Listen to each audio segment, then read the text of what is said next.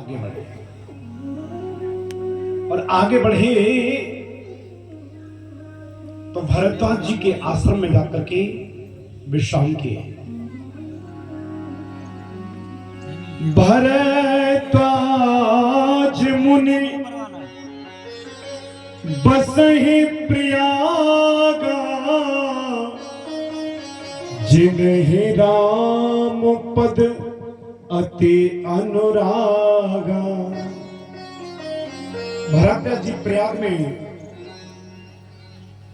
विश्राम करते हैं। वहां जैसे राम जी गए त्रिवेणी में स्नान किए और त्रिवेणी में स्नान करने के बाद भरद्वाज जी के आश्रम में विश्राम हुआ। पूरी कुशल सुना करके रात्र भर भरद्वाज जी बड़ी सेवकाई की और सवेरे जैसे राम जी ने आज्ञा मांगी भरद्वाज जी रोने लगे, हाथ जोड़ करके बोले प्रभु अगर आप आज्ञा करें तो जीवन पर्यंत आपके चरणों की सेवा करता रहूं। 14 वर्ष क्यों ना यही आश्रम में रह करके बिताएं, कहां जाओगे, क्या करोगे?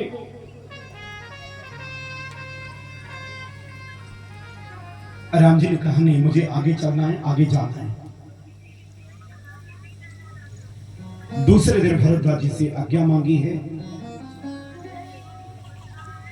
आज्ञा लेकर के आगे बढ़े।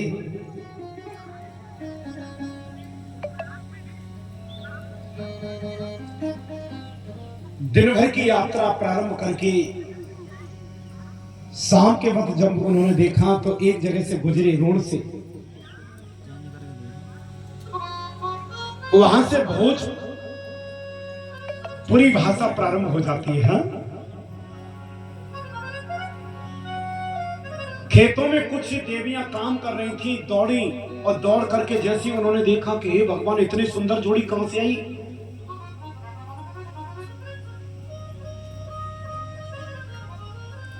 हमने तो इतनी सुंदर कभी जोड़ी। एक सखी कहने लगी परमात्मा ने कितना गलत किया है।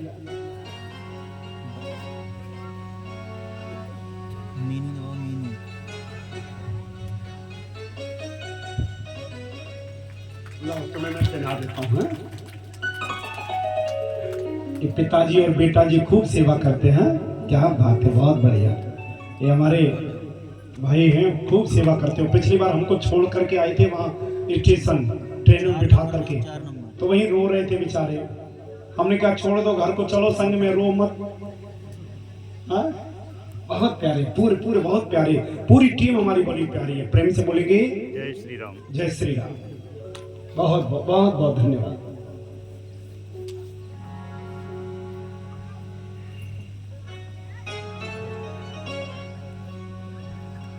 देवियां कहती हैं अगर इनको वरदान मिला तो ब्रह्मा जी ने कितना गलत किया है। जो जगदीश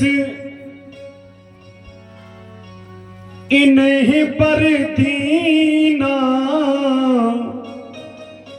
कसन सुमन महिमा रग कीना। हे विधाता, आपने इनको अगर वनवास दिया है तो तुमको एक बात का ध्यान रखना चाहिए था कि पूरा मार्ग फूलों से बिछा देते। इतनी सुंदर जोड़ी लग रही है। आगे राम लखन पुन पाछे, तापस भेष विराजत आछे। उभय बीच सिय सोहत नीके,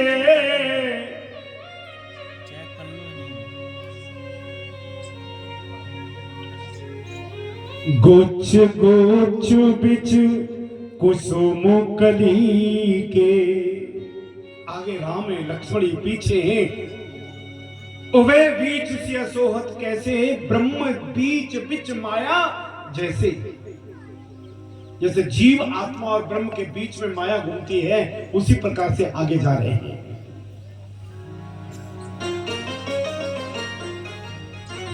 और वहां की देवियां चारों तरफ से रागम को आकर के घेर ली। और वो देवियां मालूम क्या कहती, भोजपुरी,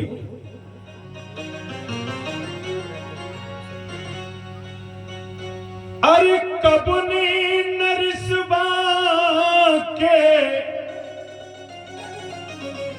दिसबा उजर गईली, किकरी दुबरिया में ठाम हो। ए बबुआ, ए बबुआ, आज रह जाओ हमरे गाँव। ए बबुआ, आज रह जाओ हमरे गाँव। ए बबुआ, आज रह जाओ हमरे गाँव। ए बबुआ, आज रह जाओ हमरे गाँव। कबने नरिसबा के दिसबा उजर गई, किकरी दुबरिया में ठाम हो। ए बबुआ, ए बबुआ, ए बबुआ, आज रह जाओ हमरे गाँव। ए बबुआ, आज रह जाओ हमरे गाँव। ए बाबू, आज रह जाओ हमरे गाँव। ए बाबू, आज रह जाओ हमरे गाँव। ठंडे घरनवा का पानी पी ले, ठंडे घरनवा का पानी पी ले, और सुंदर चटैया पे तुहका पुरई है, सुंदर चटैया पे तुहका पुरई है। मेरे घर में नया मटका आया, उस मटके का ठंडा ठंडा पानी है। अब उधर थोड़ी गरीबी है, तो उसने ये नहीं कहा कि सुंदर से बिस्तर पे लेटाऊं। उन्हें मालूम क्या कहा, मेरा पति नई चटाई लाया, उसी पे लेटाऊंगी। ठंडे ठंडे घरनवा का पानी पी ले, ठंडे ठंडे घरनवा का पानी पी ले, सुंदर चटैया पे तुहका पुरई है, सुंदर चटैया पे तुहका पुरई है। और जब चटाई पे आप ले जाओगे तो हम क्या करेंगे मालूम, धीरे धीरे दबाइए तोरे पाँव, धीरे धीरे दबाइए तोरे पाँव। ए बबुआ, ए बबुआ, आज रह जाओ हमरे गाँव। ए बबुआ, आज रह जाओ हमरे गाँव। ए बबुआ, आज रह जाओ हमरे गाँव। और खिलाऊं अचरवा, अचार समझते ना, अचार, खिलाऊं अचरवा, गुलेंदे और महुआ। आपको अचार खिलाऊंगी, गुलेंदे का, महुए का, आम का। और एक बात कहूं, बिहार में जितना अचार अच्छा बनता है ना, पूरी दुनिया में कहीं नहीं बनता, मालूम आपको। वहां का आम का अचार डालेंगे तो 10 प्रकार का, अलग अलग वैरायटी का। और रोज उठ कर छूमेंगे तोरे पाँव। ए राम, ए बबुआ, ए बबुआ, आज रह जाओ हमरे गाँव। ए बबुआ, आज रह जाओ हमरे गाँव। ए बबुआ, आज रह जाओ हमरे गाँव। ए बबुआ, आज रह जाओ हमरे गाँव। ए बबुआ, आज रह जाओ हमरे गाँव।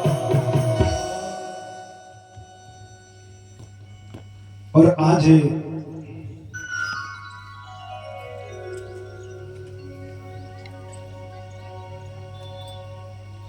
जब वहां की देवियों ने राम, लक्ष्मण और जानकी को चारों तरफ से घेर लिया,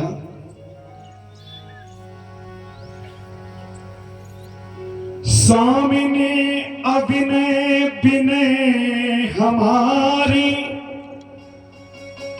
और बिलग न मानी हो जाने गमारी। देखिए क्या कहा मालूम, ये स्वामिनी जी, ये सुंदर सुंदर दिखने वाली, स्वामिन अभिनय विनय हमारी। देखिए सुनेंगे, सहजता देखिए। वहां की देवियों ने सबसे पहले माफी मांगी, हे स्वामिनी, हमको क्षमा करना, हम पढ़े लिखे नहीं ना, गांव के रहने वाले, पता नहीं हम अच्छा करेंगे कि बुरा करेंगे। स्वामिन अभिनय विनय हमारी, बिलग न मानियो जान गमारी। आप है ना बुरा मत मानना, हम लोग गमार लोग हैं। उन्होंने खुद कह दिया पहले। आप लोगों को गमार क्यों? गमार इसलिए देवियां जानकी के पांव छू रही हैं और पांव छू छू के उन्हीं के सर पे लगा रही हैं। अब पांव किसी का छू तो अपने माथे से लगाना पड़ता है ना। उन्होंने जानकी के पांव छुए और उन्हीं के माथे से लगा दिए। धीरे से जानकी से कहा क्यों? कोटि मनोज लजावन हारे, सुमुख कहो को आए तुम्हारे। ये देखने में जो सुंदर से है ना, क्यों देवी ये तुम्हारे कौन लगते हैं? पूछती है ना। भले हस्बैंड वाइफ दोनों साथ जावे, लेकिन गांव की मैया कहे लगी जो को है, ये तुम्हारा को लगा। तो तब बहन जी कही अरे अम्मा तूने पहचाने ना, तेरे दामाद हैं। तब पता लगता है। कोटि मनोज लजावन हारे, सुमुख कहो आए तुम्हारे। ये कौन है? तो उन्होंने सबसे पहले राम जी का परिचय नहीं दिया, उन्होंने लक्ष्मण जी का परिचय। सहज सुभाव सुभगतन गोरे, और नाम लखन पुन देवर मोरे। मालूम क्यों? राम जी हैं थोड़े से श्याम वर्ण के, और लक्ष्मण जी हैं गौड़ वर्ण के, और जानकी मैया हैं गौड़ वर्ण के। तो जानकी मैया ने कहा गांव के लोग, गांव की बहनें जो इन्हें समझ लें कि गोरे गोरे दोनों हस्बैंड वाइफ हैं और काला वाला अकेला। तो उन्होंने सबसे पहले देवर का परिचय दिया। जो है ना सहज स्वभाव सुभगतन गोरे, जिनका गोरा रंग है ना, वो मेरे देवर हैं। बहर बदन विद अंचल ढाकी।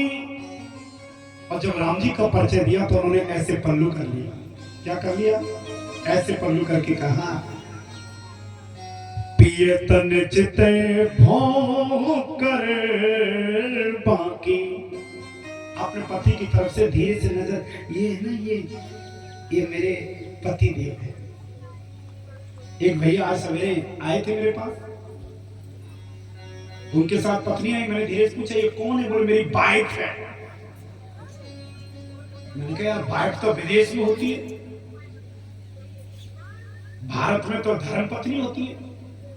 धर्मपत्नी का अर्थ होता है पूरे परिवार को धर्म में चला करके और भगवान के मार्ग पर ला करके खड़ा कर दे, उनको कहते हैं धर्मपत्नी। और वो कहते हैं हमारी वाइफ है। वाइफ विदेश में होती है। वाइफ का अर्थ होता है उसको पति से मतलब नहीं, पति की जेब से मतलब होती है। विदेश में पति से, हस्बैंड से कोई फीलिंग्स नहीं, वहां नोटों से फीलिंग्स होती है। ये सत्य बात है। मैं कई बार गया, हे भगवान। कई लोग पूछते ना, कई लोग हमसे, कई भैया लोग पूछते महाराज जी आप विदेश में कथा कि कई बार गया, गुरुदेव के साथ भी अकेला भी बहुत बार गया। वो धीरे से बोले महाराज जी आपको विदेश में कथा करने में आनंद आता कि भारत में? मैंने कि भारत में। बोले क्यों? मैंने कि विदेश की जलवायु में वासना बसती है और भारत की जलवायु में उपासना बसती है। बस जलवायु का अंतर है। यहाँ देखो उपासना, जो माता को देखो वो हाथ में जल का लोटा लेकर के शिव जी को चढ़ाते मिलेंगी, पूजा पाठ करते मिलेंगी, माथे पे तिलक चंदन लगा करके घूमती मिलेंगी। हर देवी के माथे में सिंदूर होता है कि नहीं होता है? एक बात कहूँ, जितने भैया बेटे ध्यान रखना, जिसकी देवी जी जितना ज्यादा सिंदूर लगावे, समझ लेना अपने पति को उससे वो बहुत ज्यादा प्रेम करती है। जिसके माथे पे ज्यादा सिंदूर, पति को सबसे ज्यादा प्रेम। जिसके माथे पे थोड़ा सा सिंदूर, वो थोड़ा सा। और शहर में देखो कई बहन तो टिकुली लगाती है, थोड़ी सी ऐसे लगा ली, छुपा ली कि किसी को दिखे नहीं, तो समझ लो केवल छू करके काम चल रहा है बस, पान के बाकी भगवान जाने। प्रेम से बोले कि प्रेम नहीं है कुछ। शास्त्र कहते हैं देवी के स्वरूप में जब श्रृंगार करें तो नाक की सीध में लंबी सी मांग फाड़ करके लाल सिंदूर लगाना चाहिए। पता है कम से कम 4 अंगुल से बड़ा होना चाहिए सिंदूर लगाने का तरीका, और ज्यादा लगावे तो अच्छा, कम से कम 4। समझ में आई? और बिहार की देवियां देखी होंगी, तुमसे ज्यादा प्रेम करें वो नाक से लगाती है, लगाती है, लगाती है, देखिए बिहार की, वो नाक से शुरू करेंगी और यहाँ एंड करेंगी। मुझे लगता है इतना प्रेम करने वाली कहीं मिलने वाली नहीं। हाँ, हे भगवान, सिंदूर और बीचों बीच सिंदूर लगाना चाहिए, शास्त्रों का नियम है। अब कई बहनों को देखो तो उनका सिंदूर बगल में लगा है, है ऐसा लगा है बगल में, क्योंकि उनकी पटरी उतर के बगल में आ गई। जो ट्रेन की पटरी हो सीधी चले तो जीवन अच्छा चले, सात्विकता होना चाहिए। तो आज उन्होंने पहले, सबसे पहले जब राम जी का परिचय दिया तो उन्होंने थोड़ा सा पल्लू लगा करके आंखों के बारे इशारा किया, ये मेरे पति देव हैं। और आज देवियां एक दूसरे से चर्चा कर रही, क्या कर रही है? जो पाइए विधु पाई तो सखी राखी हूं आंख नुमाही। आप रामायण पढ़िए, देखिए आनंद आएगा। और सारी देवियां कहती राम लक्ष्मण जानकी इतने सुंदर हैं, इतने सुंदर हैं, अगर ब्रह्मा जी प्रकट हो जाएं तो ब्रह्मा जी से मैं एक ही बात कहूं, प्रभु इन तीनों को मेरे नेत्रों में बसा दो। किसी ने कहा ये 3-3 मूर्तियां हैं, 5-5 फुट की आंखों में कैसे बनेगी? बोले नहीं, अपने नेत्रों में रख लूंगी। कैसे? देखिए, भले ही वो कहती है कि हम गमारी हैं, लेकिन उनका कॉम्बिनेशन देखिए। आंख में 3 चीजें होती हैं, एक होती है काली काली पुतली, दूसरा होता है सफेद सफेद द्रग, और तीसरा होता है सफेद सफेद द्रग में लाल लाल धागा होता है ना।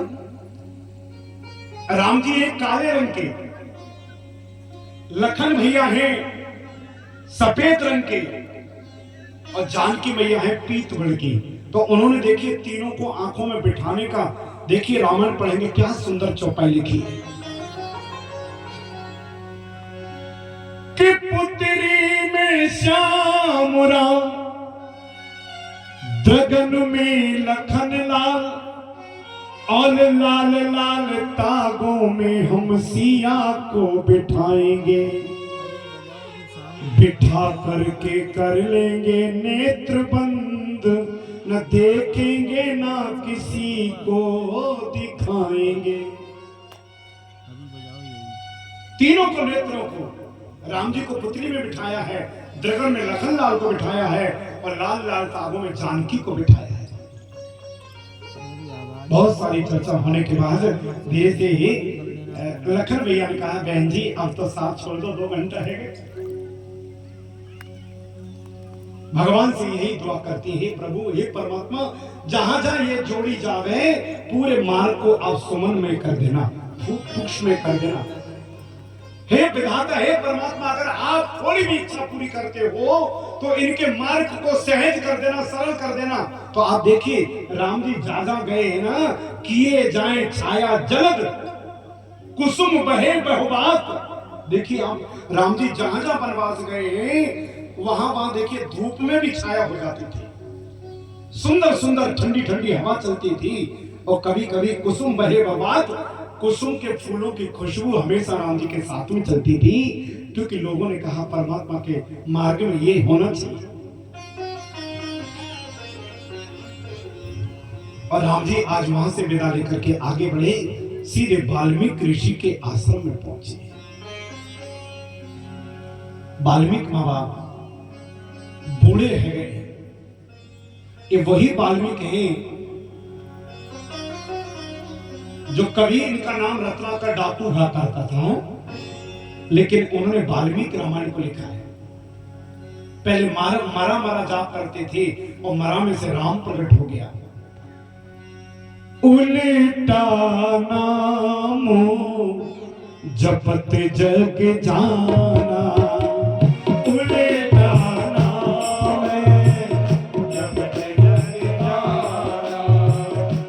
उल्टा नाम जपत जग जाना, उल्टा नाम जपत जग जाना, वाल्मीकि भय ब्रह्म समाना, वाल्मीकि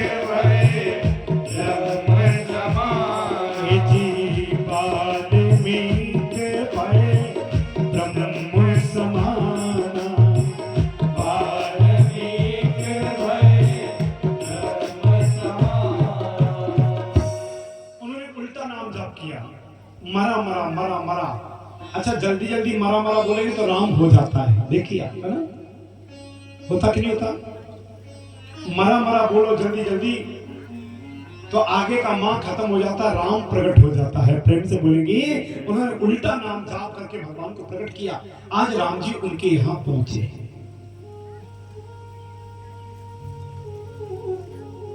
वाल्मीकि बाबा ने बड़ी सेवकाई की है। कितने जन्मों से प्रभु हम आपको याद कर रहे थे, कई जन्मों से बुला रहा हूं, कोई तो रिश्ता जरूर होगा, तेरी नजर से नजर मिली ना, मेरी नजर का कसूर होगा। वाल्मीकि जी ने हाथ जोड़ के कहा, प्रभु हम आपका नाम जाप करते लेकिन सूरत को कभी देखा नहीं, तेरी सूरत के जो आशिक हैं वो समझाए नहीं जाते, जो तेरी ओर बढ़ जाते हैं वो लौटाए नहीं जाते हैं। हे कृष्ण, हे श्याम, हे मेरे राम, मेरी आंख में ऐसी तस्वीर हो जाए जिसे देखूं जिधर देखूं बस तुम्हारी तस्वीर हो जाए।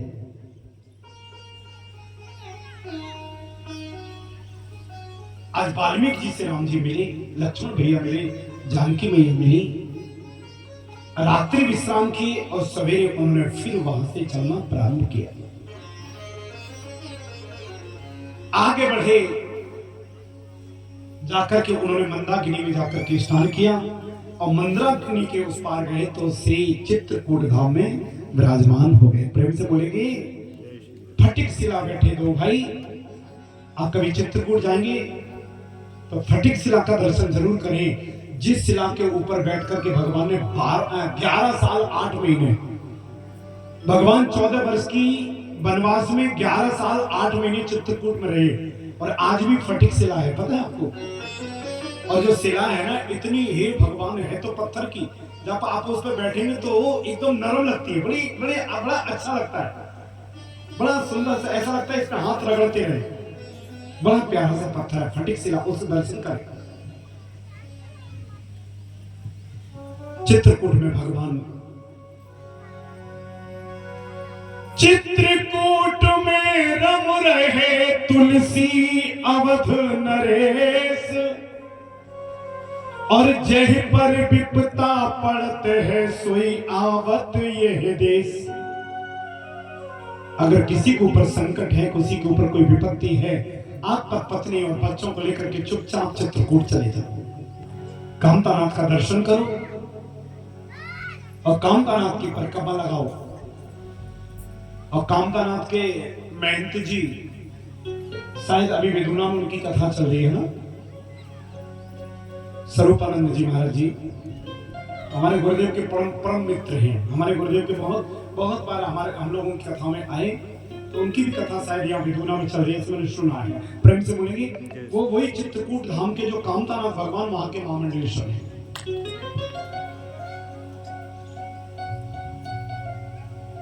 केवल 5 किलोमीटर की परिक्रमा है, इतना आनंद आता है क्या बताऊं, पता ही नहीं लगता है कि कितनी जल्दी परिक्रमा हो जाती है, सहजता से।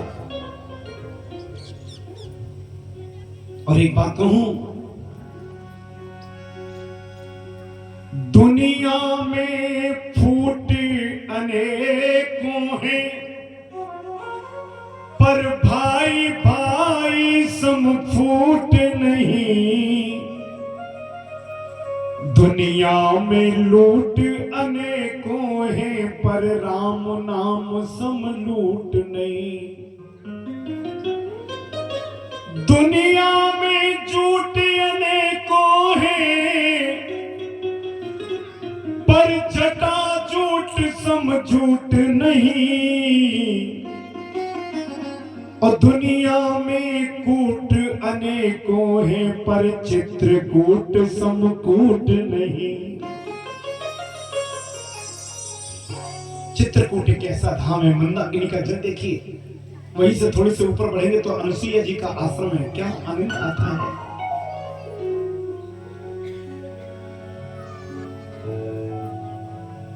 आज राम जी महाराज चित्रकूट में वास किए।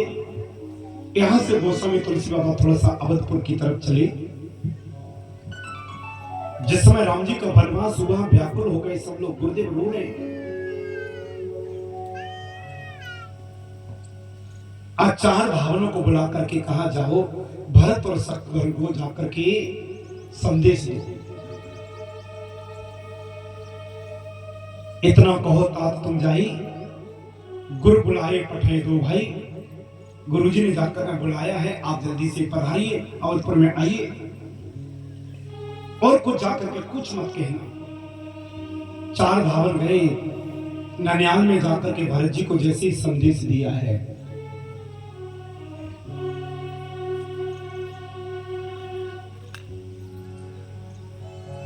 आज भरत जी का पूरी रात से मन नहीं लगा। एक बात कहूं, आपकी अगर भगवान के प्रति श्रद्धा है तो आपके घर में होने वाले अशुभ, होने वाला कोई आने वाला कोई संकट, उसको एक दिन पहले ही आपको इनके भगवान करा देंगे।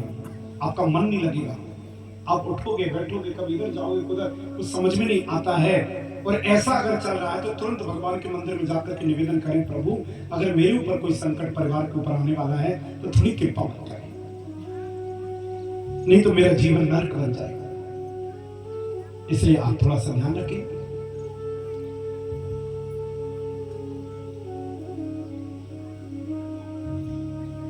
देखे भरत रात को सपना, आज उन्होंने ऐसा सपना देखा कि मन लगा है। ऐसा सपना देखा है कि माता पिता रो रहे हैं, अवधपुर का कोई सहारा बचा नहीं है, और तुरंत रथ में बैठ करके भरत और शत्रुघ्न अवधपुर की तरफ आए।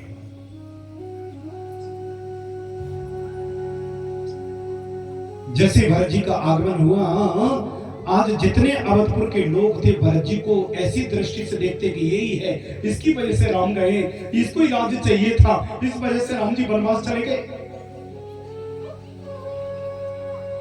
भरत जी ने सबको हाथ जोड़ा, कोई जवाब देता नहीं।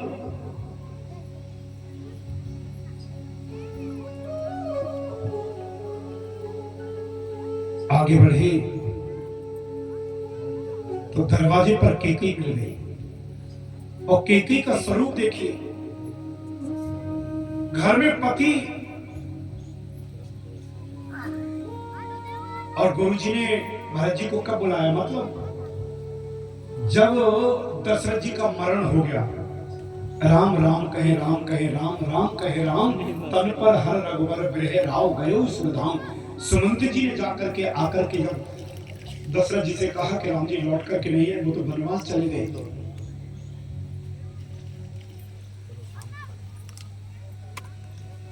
दशरथ जी महाराज राम राम राम राम राम राम राम राम कहे राम कहे राम राम कहे राम, तन पर हर रघो पर बिरह और राव गयो सुरधाम। देखिए भगवान का नाम लेते लेते आज दशरथ जी ने प्राणों का परित्याग कर दिया। गुरु जी व्याकुल हो गए, गुरु जी रो पड़े। और जैसे भरत जी आए हैं, एक क्रिया देखिए, पति घर में मरा पड़ा है, लेकिन जैसे ही बेटा आया तो केकई ने आरती की थाली सजाई। भरत जी गेट पर आए, आरती कर रहे हैं, माला पहनाई।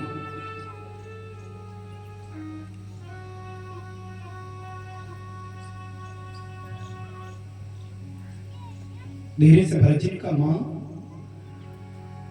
जब जब मैं अवधपुर में घूमता था सब लोग बड़ा कहते थे भरत भैया भरत भैया भरत भैया, आज कोई बोल नहीं रहा, कारण क्या है? और देखिए वो केकई क्या कहती है, तात बात में सकल संभारी, भई मंथरा सहाय हमारी। बेटा मैंने सारी बात को संभाल लिया है, मंत्रा ने सहयोग किया है, अब तू चिंता न कर, तू तो अवलपुर का राजा बनेगा। उन्होंने कहा मुझे राजा नहीं बनना माता जी, लेकिन उदासी क्यों है? बोले एक कारण बन गया। बोले क्या कारण बन गया है? कि दशरथ जी का मरण हो गया। ओहो, भरत जी कहां है पिता? बोले आंगन में दौड़ करके गए, पिता के चरणों में माथा रख करके भरत जी रो पड़े।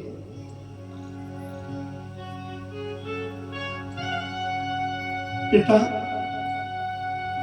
आप हमें छोड़ करके चले गए, मुझे लगता है आपने एक कर्तव्य पूरा न किया।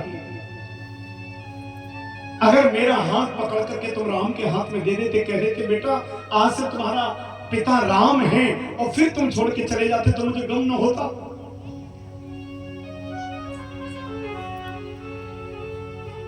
आज भरत जी महाराज पिता के पांव पकड़ करके रो पड़े।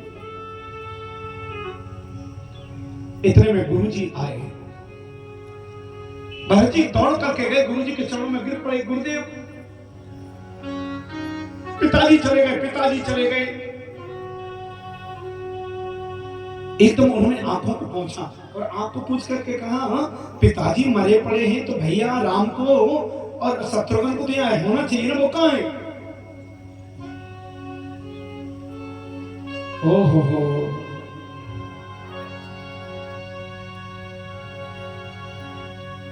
पिता मरणे भरतौ बिसरे, और सुनत राम बन गौन। जैसे उन्होंने कहा राम जी तो वनवास गए हैं, तो पिताजी के मरण को भूल गए। पिता राम वनवास क्यों गए? गुरुदेव ने कहा कि सारी क्रिया को जब समझाया तो भरत जी गुरु जी के चरणों में गिर पड़ करके कहने लगे, अरे गुरुदेव तुम त्रिकालदर्शी मुनिनाथा, विश्ववदर सब तुम्हारे हाथा।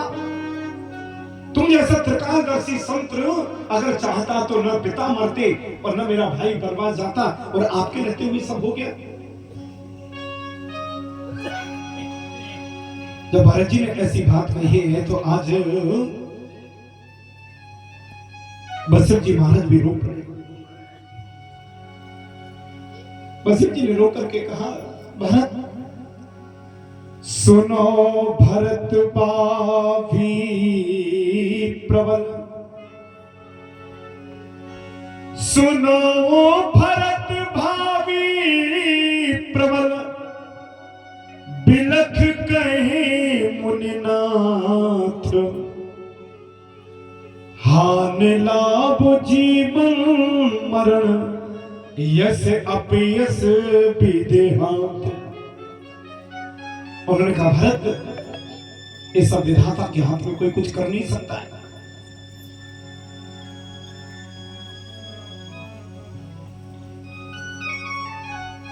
गुरुदेव के चरण में भरत तो गिर पड़े।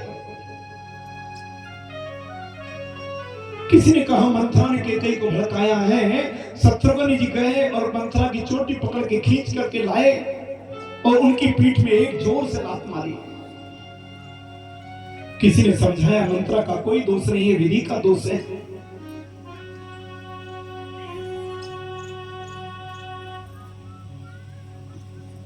आज भरत जी ने पूछा, गुरुदेव माता ने क्या वरदान मांगा था?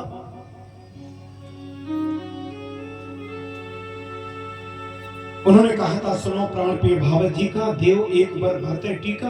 उन्होंने पहला वरदान भरत जी को तिलक मांगा और दूसरे वरदान में राम जी को वनवास मांगा। भरत जी ने कहा, गुरुदेव आपने उल्टा क्यों कर दिया? पहला वरदान मांगा था भरत को राजा बना देना, फिर राम को वनवास भेज देना। अगर आप अगर थे तो न्याय की बात करते। अगर मेरी मां की बुद्धि फिर भी गई थी तो पहले मुझे राजा बनाते। और फिर राम को वनवास भेजती। और जब मैं राजा बन जाता तो राम मेरी प्रजा बन जाती, तो मैं कहता तुम वनवास नहीं जाओ, घर में रहो, मैं रोक लेता।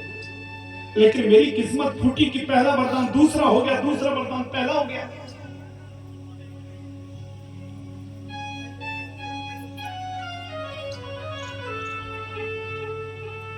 आज वशिष्ठ जी ने कहा भरत चलिए, सरयू के किनारे जाकर के चिता बनाई है और दशरथ जी के दाह संस्कार का पूरा नियम करने लगे। पिता को अंतिम विदाई देते हुए आज भरत जी ने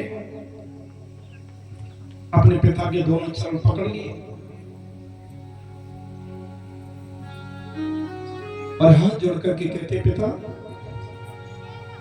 पिता मुझे वरदान दो, राम मुझे अपना ले, जंगल को छोड़कर अवध का राज अपना ले। आप पिताजी ये आज्ञा दीजिए और ये वरदान दो कि मेरे राम जी मेरी बात को मान ले और जंगल को छोड़ करके वो अवधपुर का राज स्वीकार कर ले।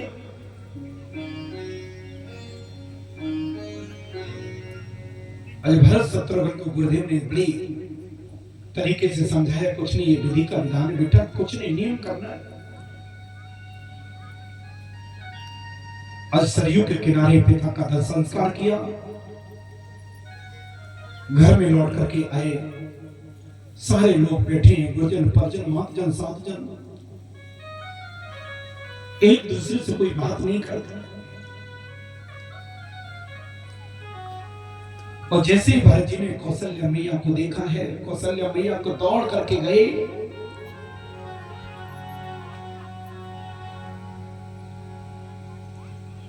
और कौशल्या मैया की गोदी में लेट करके बैठ करके खूब जोर से रो पड़े, मां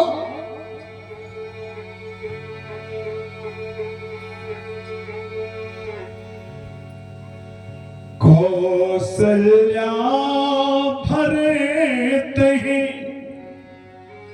गोद बैठारी।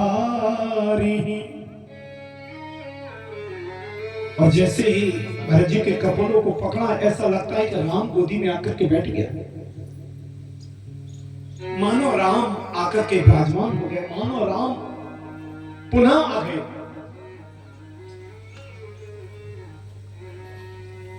कौशल्या मैया फूट करके रो पड़ी।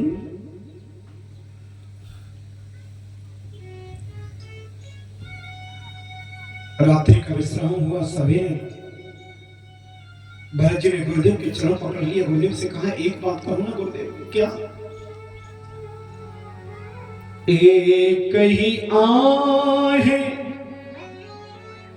रहे मन माही और प्रातः काल चली हो प्रभु पाही। एक ही आस है मेरे कि हम सवेरे उठते ही सबसे पहले राम जी को जाएंगे, जाकर के मना करके लाएंगे, कोई भी उपाय करेंगे, लेकिन राम को लेकर के जरूर आएंगे। वशिष्ठ जी ने कहा भरत ने आज बहुत अच्छा काम किया, सब चलते प्रयास तो करेंगे। और जैसे सब लोगों ने कहा कि भरत जी राम जी को मनाने जा रहे, पूरा नगर दौड़ करके आया, भरत भैया हम आपके साथ हैं, भरत भैया हम चलेंगे, राम जी के चरणों को पकड़ लेंगे, जरूर लेकर के आएंगे, आप तो चलो तो सही।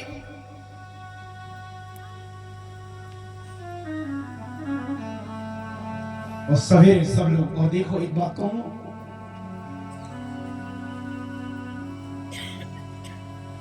राम जी गंगा के किनारे तक रथ में बैठ करके गए थे। किसी से पूछा मेरे राम कैसे गए, बोले रथ में बैठ करके।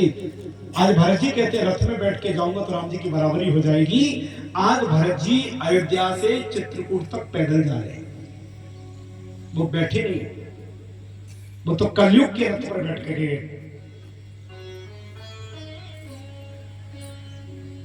कलयुग एक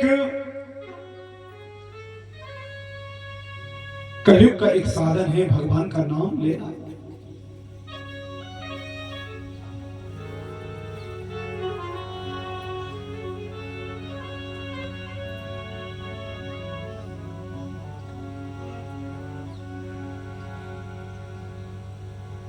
आज भरत जी जा रहे हैं, पूरे लोग ताली बजा करके भरत जी के साथ गा रहे हैं। भरत चले चित्रकूट हो रामा, राम को मनाने। भरत चले चित्रकूट हो रामा, राम को मनाने। भरत चले चित्रकूट हो रामा, राम को मनाने। भरत चले चित्रकूट हो रामा, राम को मनाने। राम को मनाने सिया, राम को मनाने। राम को मनाने सिया, दोनों हाथ भगवान को मनाने के लिए दोनों हाथ उठाइए। राम को मनाने सिया, राम को मनाने। राम को मनाने सिया, राम को मनाने। भरत चले चित्रकूट हो रामा, राम को मनाने। भरत चले चित्रकूट हो रामा, राम को मनाने। राम को मनाने सिया, राम को मनाने। राम को मनाने सिया, राम को मनाने। राम को मनाने सिया, राम को मनाने। राम को मनाने सिया, राम को मनाने। राम को मनाने लखन भैया को मनाने। राम को मनाने लखन भैया को मनाने। भरत चले चित्रकूट हो रामा, राम को मनाने। भरत चले चित्रकूट हो रामा, राम को मनाने। राम को मनाने, राम को मनाने। राम को मनाने, राम को मनाने। आज सब लोग भरत जी के साथ दौड़े हैं। प्रथम दिवस जहां राम जी ने विश्राम किया था वहीं जाकर के विश्राम किए। दूसरे दिन फिर यात्रा को प्रारंभ किए और तीसरे दिन जाकर के उन्होंने केवट के यहां पर विश्राम लिया। केवट खड़ा खड़ा सोचता है कि ये वही भरत है जिसने राम जी को वनवास दे दिया। ऐसा तो नहीं इसके मन में विचार आ गया हो कि राम जी को अकेला समझ करके उनको मार डालेंगे और अकंटक राज हम करेंगे। आज केवट ने पूरे प्रवासियों को बुलाया और सबसे कहा भाला तलवार डंडे जो कुछ है सब निकाल दो। आज हम गंगा से पार उतरने नहीं देंगे।